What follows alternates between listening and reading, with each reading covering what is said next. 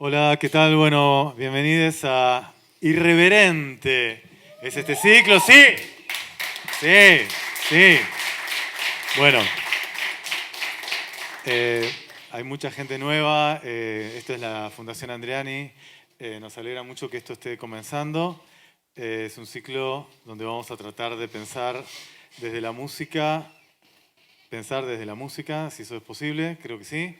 La contracultura, el under de los 80, pensar cuánto todo eso puede tener lugar todavía en el siglo XXI. Bueno, tenemos acá la presencia de Fernando García, que va a ponernos un poco en clima intelectual. Un aplauso para Fernando. Gracias. Y después vamos a escuchar a Buenos Vampiros, ¿no? Acá, que muchos vinieron para eso también. Bueno. Sí, creo que lo que todos están esperando. Bueno, lo de intelectual es too much.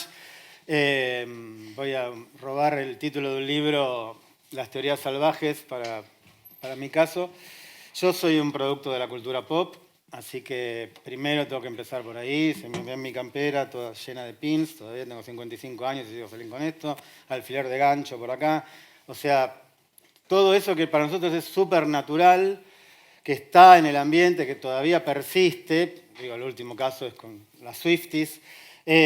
Acá veo que ¿ustedes ven bien la pantalla? Pero el tema es parece como tratar en estas el tres sábados del escenario, de un poco entender cómo empezó todo eso, cómo se fue transformando, cómo la música popular se convirtió en pop, cómo el arte de vanguardia se metió o absorbió las imágenes de la cultura popular, cómo eso hacia finales de los 60, cuando se radicaliza, digamos, la cultura joven crece y entra en contacto con cierta zona de la vanguardia política, se convierte en contracultura, y específicamente en el caso argentino, pero siempre en relación, yo voy a trabajar mucho desde acá siempre, pero nosotros siempre estamos como absorbiendo lo que, no digo copiando, absorbiendo lo que pasa en los centros, en otros centros metropolitanos. El underground, que es el periodo desde el 81 al 89, o sea que hoy tomamos este periodo, yo avanzo mucho en zigzag, es posible que en algún momento me vaya hasta el presente o salga, pero este periodo 56-66 es un periodo, digamos, formativo de justamente lo que hoy decimos cultura pop, casi como respiramos o tomamos agua, digamos, de alguna manera, ¿no? Sin embargo, hay que tratar de extrañarse para mirar con distancia las cosas. Yo trabajé mucho estos temas como periodista y también en algunos libros.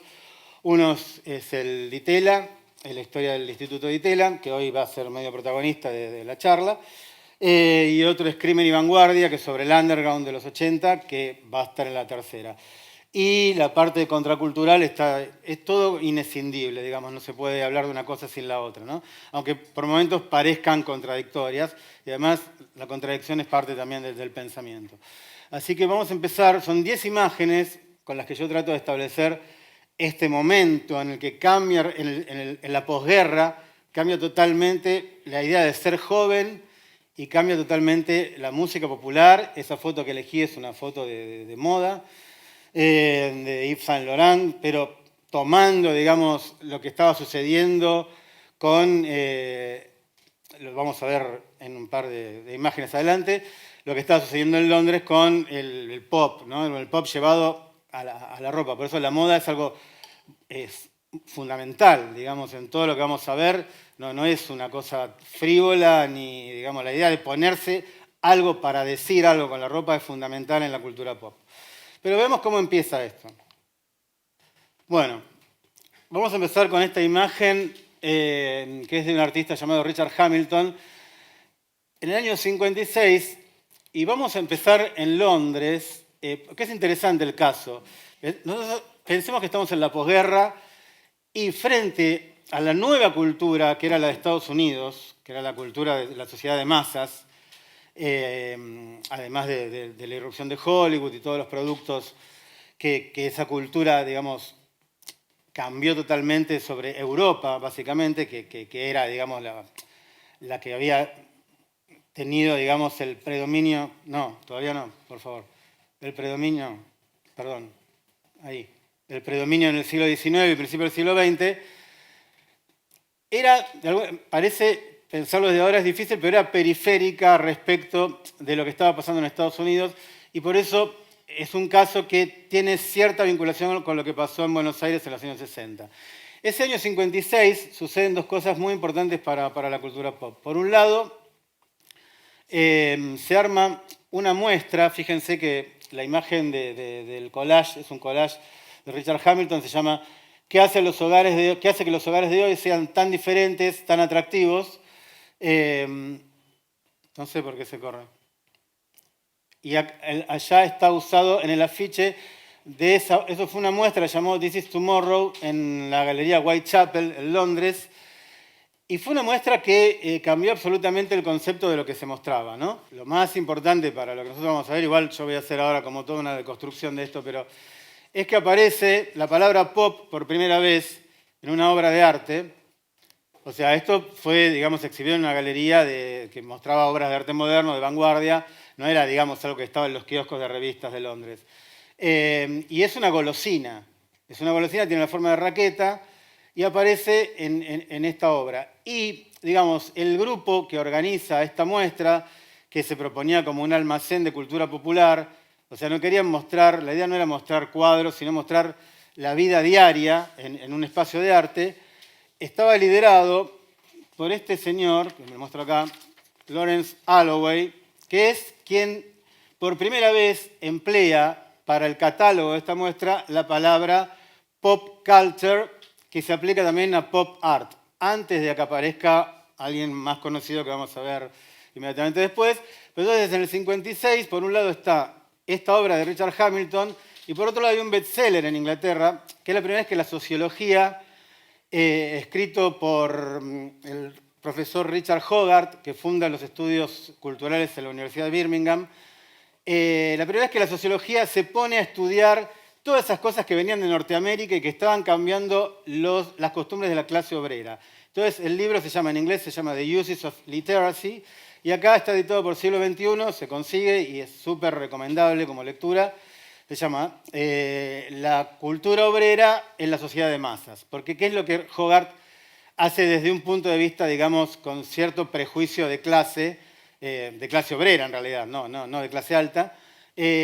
Cómo se están cambiando las costumbres obreras de los ingleses por la invasión de productos yanquis, digámosle, ¿no? O sea, no es celebratorio. En cambio, el grupo que arma esta muestra, que se llamaba Independent Group, y se reunía en un lugar que se llamaba Institute of Contemporary Arts, el ICA, en Londres, que todavía existe, tenía una postura más integrada, digamos, ¿no? De absorberlo, de estudiarlo. Y hay algo, para que se entienda, primero después quiero leerles una cita de Hamilton para que se entienda bien la idea que tenía, pero vamos a ver algunos elementos que son centrales en esta obra. Usa modelos, digamos, de la publicidad. La televisión reemplaza, digamos, al piano en los hogares, es lo que está tratando de demostrar. Y acá hay como una juxtaposición muy interesante, que es un retrato burgués del siglo XIX, o sea, de lo que podía ser una alta burguesía, una casa burguesa, y después pone en el mismo nivel una tapa de las revistas llamadas Pulp, de donde viene lo de Pulp Fiction de Tarantino. Viene este tipo de publicación que había de ciencia ficción, de policiales, de novelas casi eróticas, digamos, y la pone al mismo nivel. Y esto es algo que, digamos, después va a ser un artista pop norteamericano muy conocido, que es Roy Lichtenstein. Seguramente vieron esos cuadros de historietas que están aislados, digo, junto con Warhol, que era el que, bueno, ya lo nombré, junto con Warhol y Frida Kahlo, el mayor merchandising de arte es el de Roy Lichtenstein, ¿no? Está lleno de carteras y de remeras que se ve una rubia con el teléfono que le cae una lágrima, que son cuadritos de historietas agrandados a tamaño de obra de arte. Pero digo, el discurso es interesante, está poniendo al mismo nivel un retrato burgués de un pintor con una publicación de Pulp, se decía porque era papel barato, con una publicación barata que se vendía en los kioscos, ¿no? Y después se introduce el Ford, el logo de Ford, y una ventana cuyo paisaje es la cartelera de cine, o sea, donde la naturaleza o la ciudad es, directamente es reflejada por el cine. Y otra cosa interesante, además, bueno, la comida enlatada, los estereotipos de belleza, como decía antes, es el grabador a cinta, o el reproductor, mejor dicho, de cinta, como representando, digamos, el tocadisco, ¿no? O sea, la música que se puede escuchar en la casa y que además uno toma la decisión, y que tiene que ver un poco con la proliferación en esos años. Ya estamos, digamos, en los años en que el rock and roll se había vuelto algo bastante popular, o muy popular en realidad, de las rocolas, que eran unas máquinas que había en los bares donde uno podía ir y elegir la música, y que así como la ropa que se ponían, digamos, definía, iban y ponían algo, y bueno, Chuck Berry o Elvis o lo que fuera, y era como un mostrarse frente a los demás, ¿no? Es decir, yo soy esto, yo soy esta música. Entonces, entre el libro de Hogarth y esta muestra, se arma algo en el 56 que hace que aparezca, ya haya un pensamiento sobre la cultura popular, y esa intervención, digamos, de esta vanguardia inglesa es lo que da ese tono a lo que yo llamo, bueno, no yo, lo que yo creo que es la cultura pop, que no es lo mismo que la cultura popular. La cultura popular intervenida por procedimientos de vanguardia, que después se van naturalizando, pero que vamos a ver cómo van pegando una vuelta de tuerca. Entonces, voy a leer la cita del autor de Richard Hamilton. Dice: todas las artes son iguales, no hay ninguna jerarquía de valor. Elvis está de un lado de una larga línea donde del otro lado espera Picasso. La televisión no es ni más ni menos una influencia que, por ejemplo, el expresionismo abstracto de Nueva York. O sea, que está diciendo que ya se acabaron las barreras, se cayeron las barreras, que para ellos es tan interesante trabajar con la televisión, con el rock and roll, y que con el expresionismo abstracto, que era, digamos, la última vanguardia de Nueva York en ese momento del siglo XX, donde Estados Unidos le ganó la publicidad a Europa como centro del arte, ¿no? Y de acá, digamos, sale también, antes de pasar a la próxima imagen, quiero detenerme en algo muy importante, porque entre lo que cuenta Hogarth en su libro y esta representación de la rocola en una casa, aparece lo que vamos a conocer después con el tiempo y hasta bien entrados los 80 y también los 90, las famosas subculturas o tribus urbanas, ¿no? Las subculturas, en realidad, el origen es negro, es del jazz, y tienen dos términos que se aplican sistemáticamente a lo largo de todos los 60, sobre todo uno que va quedando, que es el de hipster, que después se retoma, pero no es lo mismo que como se dice ahora un hipster, sino que es estar hip, es estar en la onda. Como imaginarán, eso va variando y deviene en hippie hacia mitad de los 60. Y el otro es square, que es cuadrado, o como podríamos hacer una traducción bastante rápida, careta, digamos, ¿no? Esas dos distinciones que surgen en el ambiente del jazz de los años 30, y sobre todo cuando el jazz se radicaliza, cada vez que la industria, o digamos los blancos, básicamente en Estados Unidos, toman control de la cosa, los negros hacen una vuelta de tuerca. Entonces cuando aparecen las orquestas, grandes orquestas de swing, Glenn Miller y demás, aparece Charlie Parker, que lleva el jazz a una expresión, y después Coltrane y Miles Davis, y ya en los 60 ya el jazz está en un lugar que ya no está, digamos, formando parte de la música popular, ¿no? Pero bueno, esta imagen para mí es fundamental para entender el comienzo, por lo menos, de la primera vez que aparece esta palabra en una obra de vanguardia, la primera vez que es, de algún modo, pensada la cultura popular, y ese pensamiento hace que ya después no sea lo mismo cada vez que algunos artistas que conocemos mucho tomen la cultura popular y la usen para hacer ya sea arte de vanguardia o música pop, ¿no? De esto, quería terminar, perdón, de estas subculturas, la primera que emerge, que esto voy a volver, digamos, cuando veamos lo de los años 80, la primera que emerge en Inglaterra es la de los Teddy Boys, que se llama así porque usaban un tipo de ropa basada en la época eduardiana, o sea, de fines del siglo XIX, principios del siglo XX, que retorna con una vestimenta muy extravagante y es la primera, subcultura o tribu urbana porque rompe con la idea de que había una ropa para el colegio y otra ropa para el trabajo y una ropa a lo sumo para pasear un domingo. No, a partir de ahí ya es una ropa que quiere decir algo, ¿no? Son los que son los primeros fans del rock and roll en Inglaterra y hasta, digamos, los Beatles tienen un tema que se llama Teddy Boy inclusive, y la primera apariencia de los Beatles está basada en una evolución, de algún modo, de los Teddy Boys, que son los rockers, ¿no? Esa primera época de los Beatles, de cuero negro y todo eso, tiene que ver con este momento, ¿no? Pensemos que ya los Beatles son del 42, más o menos, o sea que esta es su adolescencia. Y además es muy importante que muchas de las figuras que conocemos de los 60, de la música de los 60, que es tan influyente que hace que hasta el día de hoy todavía sigamos hablando de eso, pasaron por las escuelas de arte. Y, por ejemplo, fíjense que Hamilton fue profesor de Brian Ferry, que es el cantante de Roxy Music en los años 70, alguien muy cercano a David Bowie. Y Brian Ferry graba una canción que se llama This is Tomorrow en el 76. O sea, cita directamente esta muestra como algo influyente en su vida. Pero esto es interesante porque yo lo pensaba cuando, no lo había pensado antes, lo pensé cuando preparaba esta charla. Oh my God, cómo corre el tiempo. This is Tomorrow, 10 años después es el Tomorrow Never Know de los Beatles, y después All Tomorrow Parties de Velvet Underground, y eso como que se va rehaciendo la idea, ¿no? Bueno, entonces, ¿con cuál avanzo ahora? ¿Tengo que pedir a ustedes o...? Ah, ok. Bueno, entonces sí, ahora vamos a este personaje bastante más conocido que Richard Hamilton, porque el tema es que el pop inglés no se estudia mucho. Realmente es una zona medio gris y a mí siempre me pareció muy interesante para estudiar el caso argentino del Di Tella, por esa cosa que dije antes periférica, ¿no? Respecto de Estados Unidos.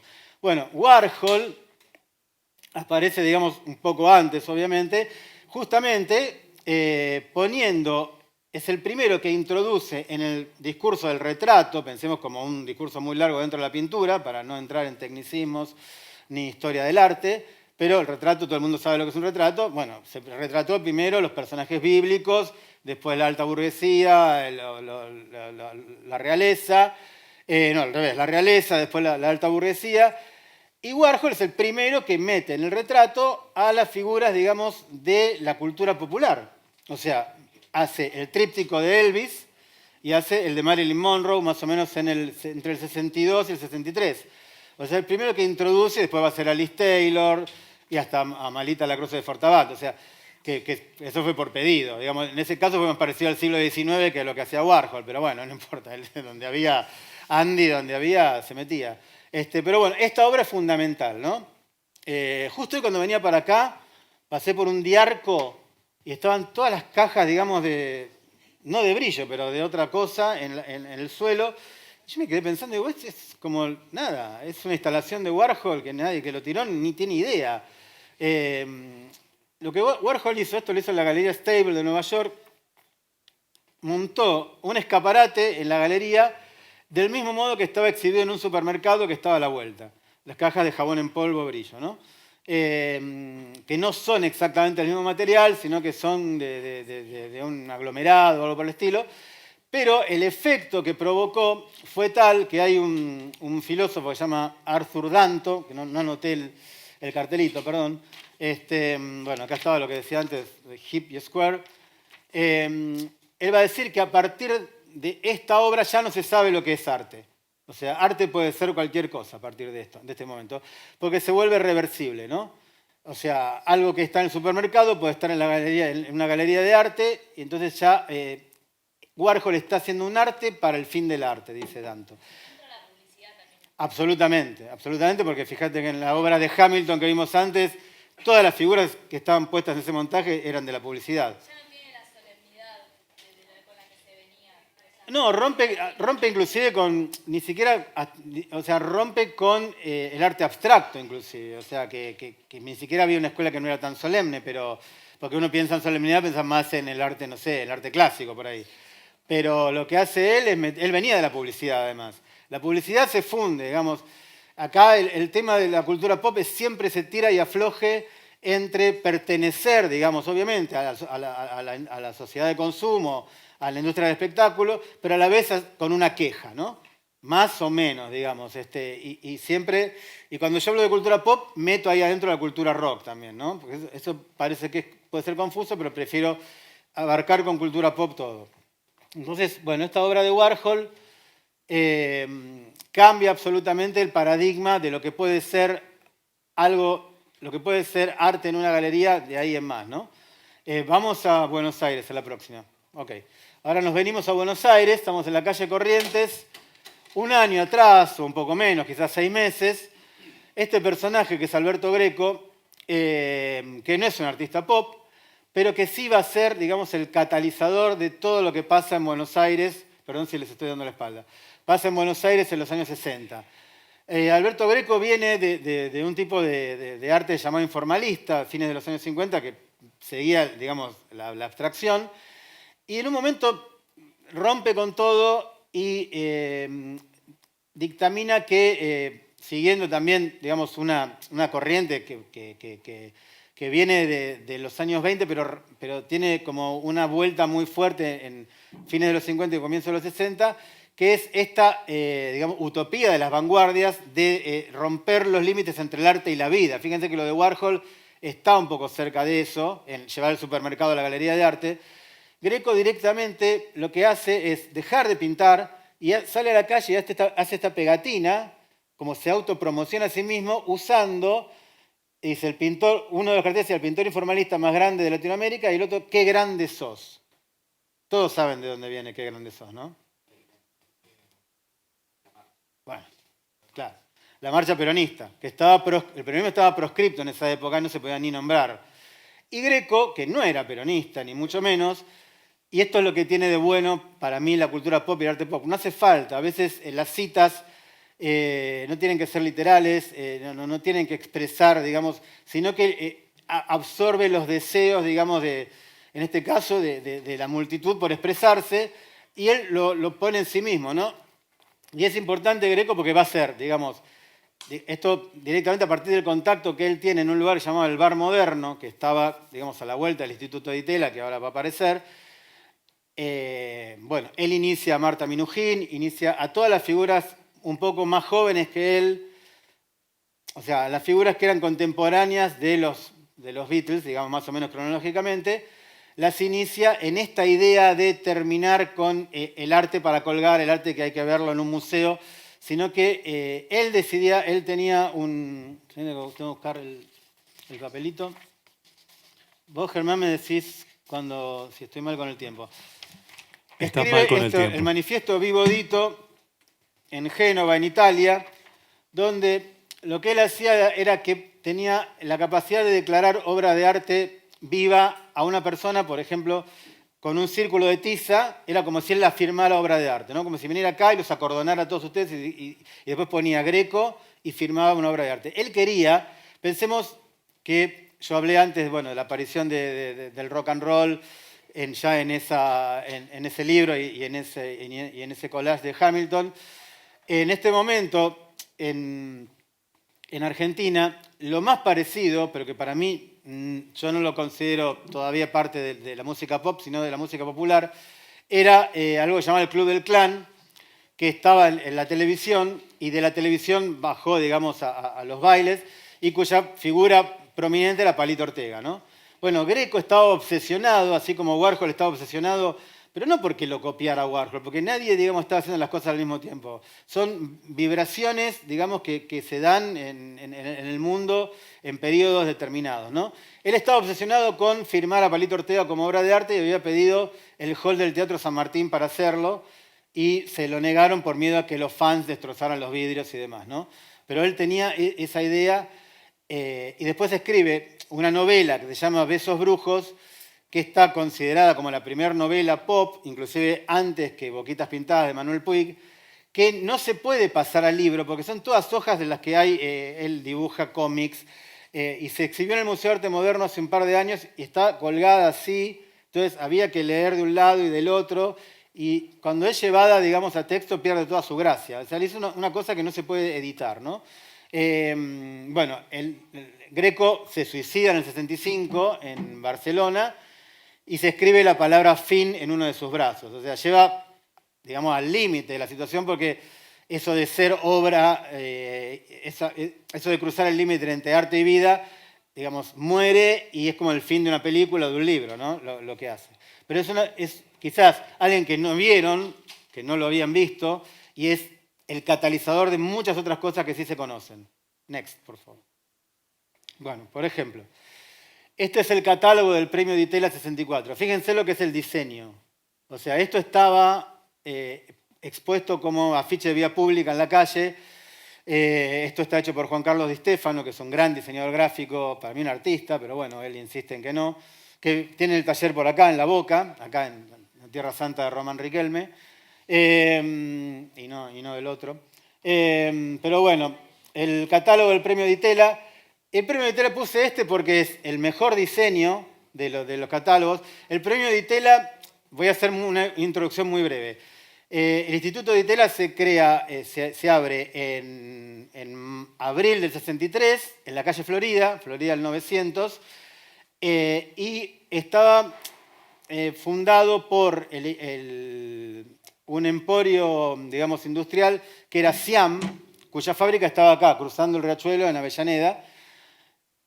Tengo que hacer muy corto esto. Y los hijos del fundador de Siam deciden abrir un instituto de cultura y se les va de las manos, digamos. El Di Tella es cooptado por la nueva generación y ya vamos a ver cómo termina entre este encuentro y los que vengan el que viene, ¿no?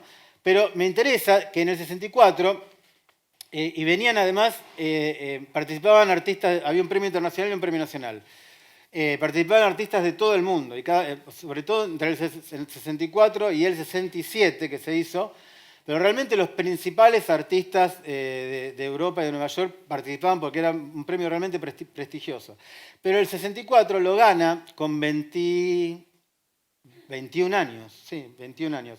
Marta Minujín gana el premio 64, el premio nacional, con sus colchones, ¿no? Con una obra que eran colchones pintados que tenían nombres bastante interesantes. Uno era Eróticos en Technicolor y el otro Revuélquese y Viva.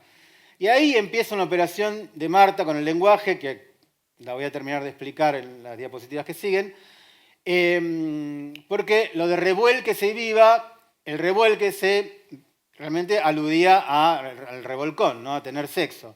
Del mismo modo que el rock and roll en argot era sexo, y del mismo modo que jazz, el comienzo, el uso de la palabra, en la subcultura negra de Estados Unidos, también era una forma de decir sexo. O sea que totalmente la cultura pop está atravesada por el deseo erótico, ya sea en la música o en el arte pop.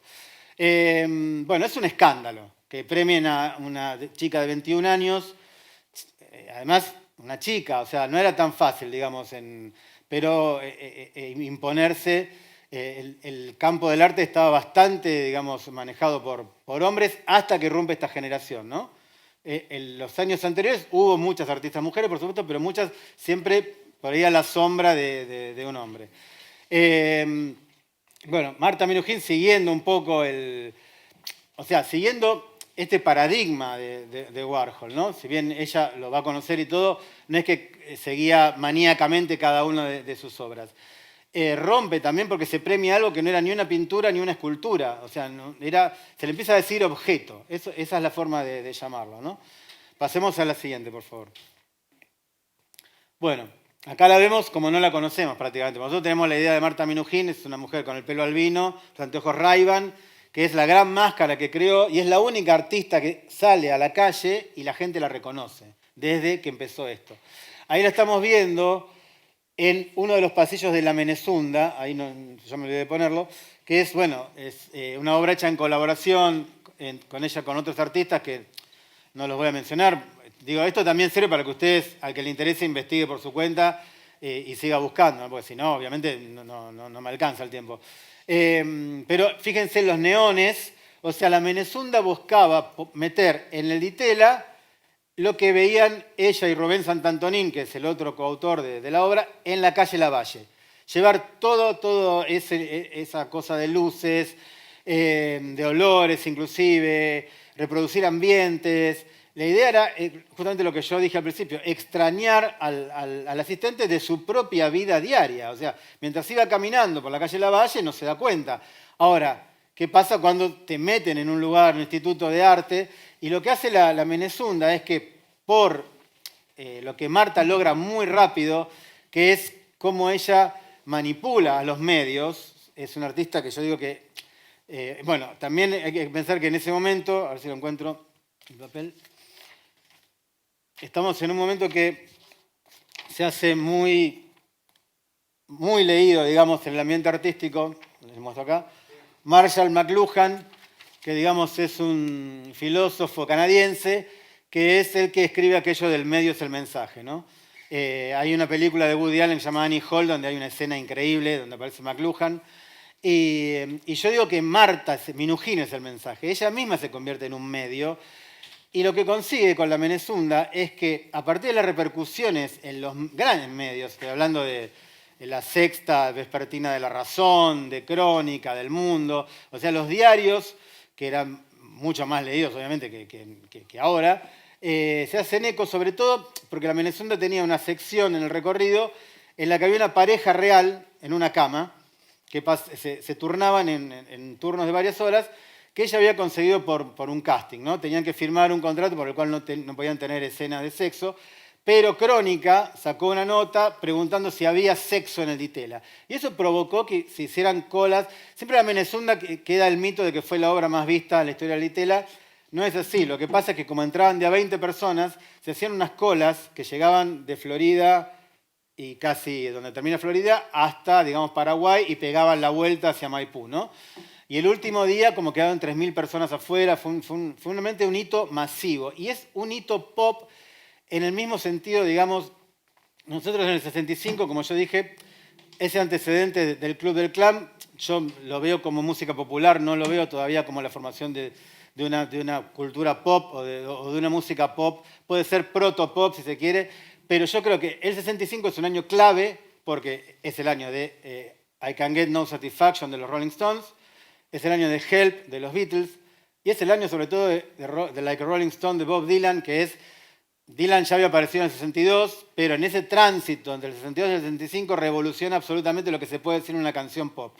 O sea, viene del folk, saben, si no saben, pero empieza, digamos, a volcar imágenes y textos tomados un poco, inclusive de algunos autores. Esa operación que hizo Hamilton, él la hace en la canción, ¿no? Entonces, lo que tenemos acá, comparable a eso, es la Menezunda. O sea, no hay en el 65, no hay una canción, digamos, que pueda tener ese sentido de quiebre que dan esos 3 hits, porque además fueron hits, un disco que se vendieron mucho. El de Dylan además superaba la duración que tenía un simple en esa época. En la radio se querían matar cuando ponían Like a Rolling Stone. Y Satisfaction, bueno, lo que dice la letra es elocuente, ¿no? O sea, es alguien que está atrapado en la sociedad de consumo, pero no puede, por más que no va a obtener satisfacción de lo que le están dando. Y los Beatles, y Lennon, que es el autor de Help, es muy fuerte la letra porque está pidiendo que alguien le haga poner los pies sobre la tierra, porque lo que estaban viviendo era una cosa que los sobrepasaba, ¿no? Porque lo que estaban provocando también sobrepasaba lo que inclusive había provocado Elvis. Ahí yo empecé también en el 56 porque algunos autores o historiadores del fenómeno pop llegan hasta Sinatra, pero yo creo que con Elvis hay otra cosa, hay otro quiebre con el cuerpo, es totalmente... Y además crea esto, crea subcultura, crea gente que se viste de una manera para decir yo escucho rock and roll. En cambio eso no pasa del todo con ese tipo de jazz, digamos, entre balada y comercial, ¿no? Básicamente. Pero bueno, la Menezunda es realmente parte en dos la historia de los 60 en Buenos Aires. Es la única obra que, por ejemplo, que tiene un libro, yo no sé si en el resto del mundo existe esto, pero yo por lo menos lo puedo asegurar en Argentina. La única obra de la que se escribió un libro en contra. O sea, hay un solo libro dedicado a la Menezunda sola, no un catálogo, es un libro, y es en contra. Es un tipo que se dedica a destruir la Menezunda en un librito así chiquito, que yo lo conseguí por Mercado Libre, contra la Menezunda se llama así. No tiene un libro a favor, tiene un libro en contra. Bueno, a Marta se le decía la loca de los colchones, pero la realidad es que ella era realmente Juana de Arco. O sea, y aparece, digamos, en ese momento, en el premio 64 que le mostré antes, bánquenme que busco los cartelitos, menos mal que los hice antes, mientras esperaba que llegaran. Lo que tenían los premios de Itela también... Estamos llegando a los 40 minutos. Bueno, entonces pasemos, dale. Bueno, esta es otra vista de la Menezunda. Siempre pasa lo mismo, traje un montón de libros, no voy a leer nada, no importa. Pero fíjense, me encanta a mí, en la entrada de la Menezunda, ven que es una figura humana de acrílico, por donde se puede entrar. Es medio Alicia en el País de las Maravillas también. Y la expectativa de esa chica que está delante, que hoy, no sé, debe tener 80, 70 y pico de años, para mí me dice todo esa foto. Pasemos. Bueno, este es otro momento muy fuerte. Fíjense que en Buenos Aires, la revista Primera Plana, que era una revista muy, digamos, para intelectuales, para estar, digamos, muy Mad Men, ¿no? Esa sería la forma de decirlo, muy Mad Men. Saca en el 66, en agosto del 66, esta tapa donde pone a toda la camada pop del Ditela, y lo que me interesa, yo los puedo de izquierda a derecha, pero lo más importante son la chica que tiene el vestido que dice Dalila, que es Dalila Pusovio, y la pareja de... Pablo Mesegian y Delia Cancela, y el último que es Alfredo Arias, que todavía sigue haciendo unas obras de teatro increíbles, pero lo que pasa es que realmente no había un equivalente así para poner, si hubiéramos querido hacerlo con la música, cosa que ya se hubiera podido hacer en Time, para hacer un ejemplo, digamos, en Estados Unidos o en otro lugar del mundo. Digamos, esta generación, que eran artistas que exhibían en el Ditela y en otra galería cercana, realmente representaban lo mismo que estaban representando en Londres los grupos de la generación de los Beatles y los Stones, ¿no? Pasemos.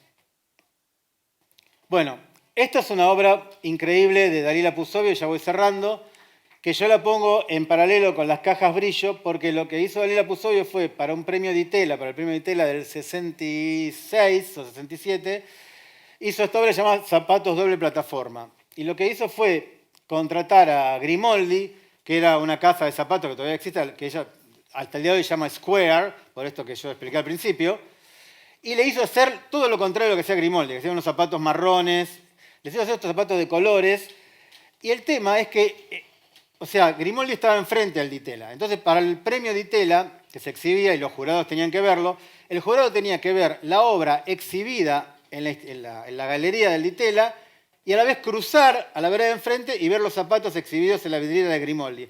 Entonces, para mí, aunque el mundo no lo reconozca, ella fue más lejos que Warhol. Porque realmente los zapatos que estaban en el arte estaban en la vida realmente. Se podían comprar en una edición limitada, obviamente. Pero se podían comprar. O sea, una chica que quería salir a la calle con esto, que obviamente le tiraban monedas, era muy difícil. Hoy parece, digamos, todo muy absorbido. Nosotros nos ponemos la ropa que queremos, prácticamente nadie pasa un mal momento por eso. Pero en ese momento, esta generación, que para, digamos, la izquierda y la derecha era igual de frívola y de extranjerizante y demás, estaba poniendo realmente el cuerpo, porque la Buenos Aires de Onganía no era tan sencillo salir a la calle como ellos se veían ahí, ¿no? Ellos representaban, digamos, la otra subcultura enfrentada a los Teddy Boys y los Rockers, que fueron los mods, que son, digamos, los que llevan un poco todo este tema del collage de Hamilton, el tema de las escuelas de arte, que fueron muy importantes en la Inglaterra de posguerra. Hay un contagio entre eso y la generación que había empezado a escuchar a los grupos que evolucionaban un poco del rock and roll primitivo, ¿no? Sean los primeros Stones, o los Who, o los Yardbirds, o los Kings, o puedo estar todo el día, los Animals. Y ahí lo que hay es... Y eso es por lo menos dura para mí hasta los 90, después es relanzado por el hip hop también, pero ese cruce entre la vanguardia y la cultura popular es lo que define para siempre la cultura pop o la pop culture y también mucha de la música pop. Creo que queda la última. No, quedan dos. Bueno, fíjense ahí, no, la anterior, brevemente, es una publicidad hecha por Edgardo Jiménez, donde fíjense que aparece Mick Jagger. Bueno, la revista Selecciones, que era una revista recontra Square, trata de captar el público joven, pero bueno, me encanta este diseño que hizo Jiménez con ese Mick Jagger increíble del 66, 67. Y ahora sí, cerramos.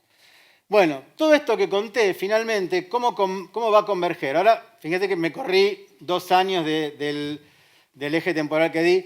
La tapa de Sgt. Pepper, que creo que no tengo que explicar mucho, es de Peter Blake, que era un artista, digamos, contemporáneo de Hamilton, que empieza pintando habitaciones de adolescentes o fans de Elvis, y es el que le encargan el famoso collage donde los Beatles están, bueno, se están viendo a sí mismos como la banda del Sgt. Pepper, pero además están rodeados de personajes de toda la historia, bueno, hacen esa gran operación, digamos, que es también, ¿no?, un gesto de vanguardia popular. Y un año después, en el 68, le dan a Hamilton, con el que empecé la charla, le encargan la tapa del álbum blanco, que fíjense que pasado digital no se pierde, como Artaud de Spinetta, que en Spotify no está la forma original. O sea que fíjense cómo empezó y dónde termina este siglo de hoy. Con, digamos, esa generación, que fue la primera de artistas que se pusieron a ver que lo que estaban haciendo, digamos, la generación de posguerra no era tan trivial, que había algo más profundo en eso, y con el grupo que realmente catapultó todas las vibraciones y las depositó en la música, porque hay que ver que lo que vibra en la música de los Beatles no es solamente lo que elaboran del blues y de algunas tradiciones folk inglesas, sino que son cantidades de procesos sociológicos que se reducen a Love Me Do, a Yeah, Yeah, Yeah, o sea, es así. Por eso es pop, la palabra es muy elocuente, ¿no? Cuando abrimos un champán, ¿no? Y sale, y salta, eso es, ¿no? Un estribillo. Pero están los dos, Peter Blake y Hamilton, dos grandes artistas ingleses al servicio de los Beatles. Después Oasis en los 90, haciendo eso que hicieron toda su carrera, le pide a Peter Blake que le hagan la tapa de los grandes éxitos y bueno, ok. Pero bueno, tengo que cerrar. Este fue el primer capítulo y esto es como para entender cómo empieza todo lo que hoy hacemos de manera súper natural y que marcó para mí 50 años de la cultura de Occidente, ¿no? Bueno, muchas gracias.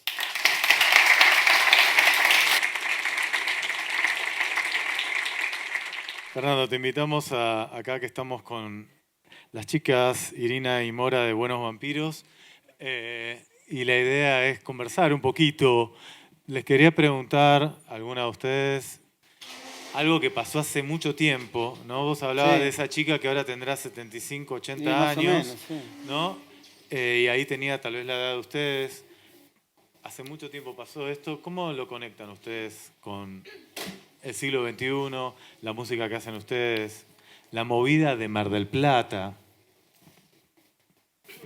Creo que es medio como que sigue todo un poco igual, en el sentido que, no sé, vos cuando haces una canción y después sacas un disco o haces un disco, pensás en todo, pensás en la gráfica, en lo que una canción te da visualmente y nada, creo que se sigue todo un poco por ahí, como que intentás expresar y contar algo desde todos los aspectos de una cosa, me parece.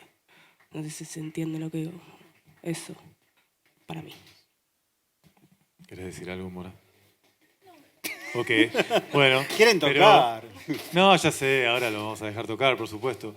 Yo me pregunto en todo caso, con la idea de este ciclo, que no se entiende muy bien a dónde va, pero vamos a ir viendo, que se llama Irreverente. O sea, Fernando nos estuvo hablando de lo que era salir a la calle con esos zapatos, y obviamente eso no es igual. Estamos en una época diferente. Y también siempre me parece que hay un problema que es la idea de cuánto mucho de todo esto fue tomado por la industria musical, por la moda, por las distintas formas de cultura industrializadas y ya no generan lo mismo, ¿no? Entonces, de alguna manera, ¿dónde puede establecerse un parámetro de salirse de lo que ahora ya está institucionalizado? No sé cómo lo ven ustedes.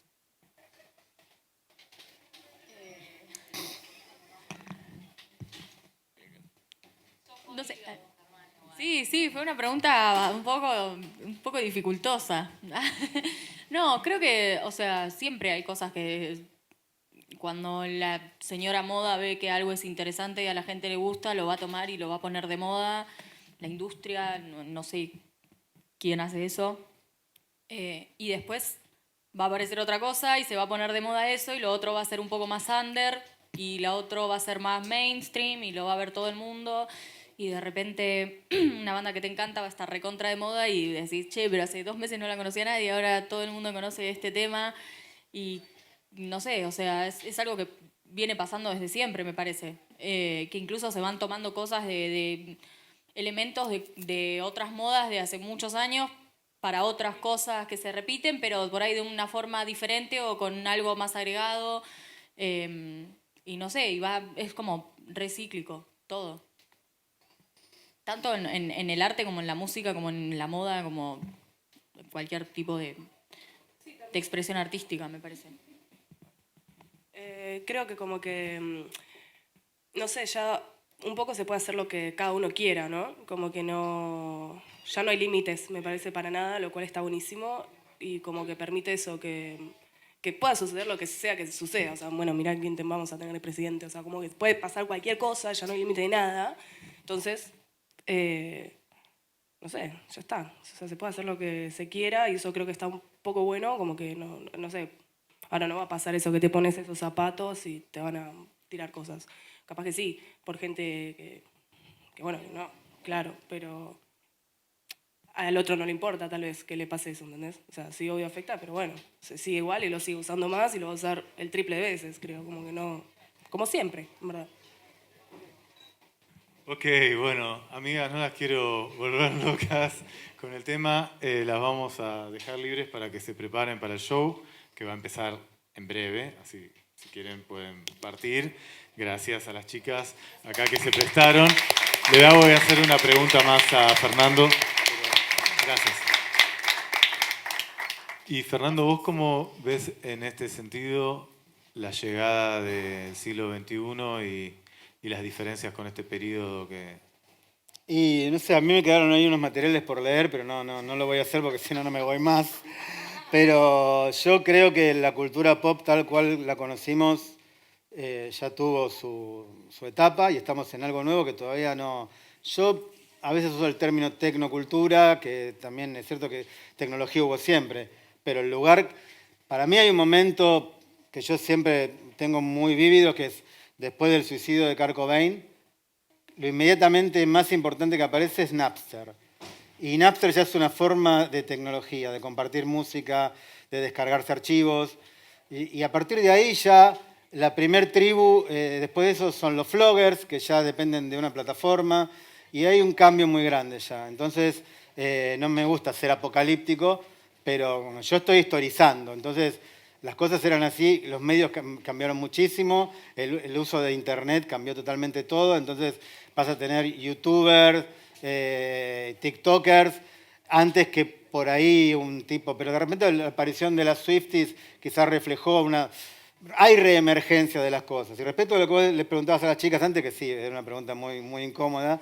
Perdón. No, yo justo saqué hoy una columna, yo tengo una columna llamada Alta Fidelidad en La Nación, donde mezclo un poco todo. Y de repente hay gestos, ¿viste? De hecho, el disco nuevo de André 3000 de Outkast, por ejemplo, es un disco de flauta. A ver, es un disco de flauta ambient de un tipo que es uno de los grupos de hip hop que más vendió. Y el hip hop es realmente una de las vanguardias popular absoluta. O sea, casi todo Kanye West son todos artistas de vanguardia, por más que no lo expresen abiertamente o no lo sepan inclusive.